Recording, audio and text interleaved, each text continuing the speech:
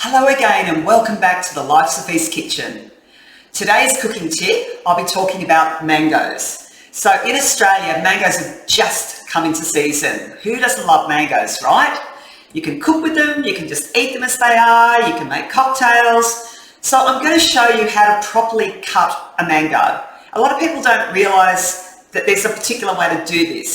So I'm just going to quickly talk about the structure of a mango. So a mango has a large disc-like seed in the middle and it sits across the mango. So it's important when we slice the cheeks off that we go the right way. So we want to go by the side of the seed, not against it.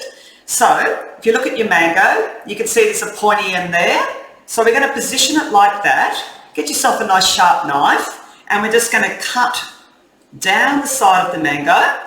And you'll probably feel, you might even hit the seed with your knife, but that's okay. Just jiggle your knife so it works its way around the seed.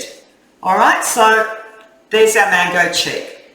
Okay, so if you want to just enjoy the mango or chop it up for cooking, easiest way to do that is to make what we like to call a hedgehog.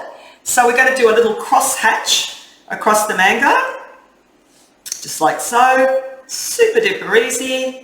And back the other way and turn it inside out, and there we are. How lovely is that? You could put that on a fruit platter or just tuck into it as it is, or if you wanted to cook with it or make some sort of cocktail, you just use your knife and you can just take off the little cubes like so. Too easy. Hope you enjoyed today's cooking tip. Enjoy your time in the kitchen and remember, life's a feast.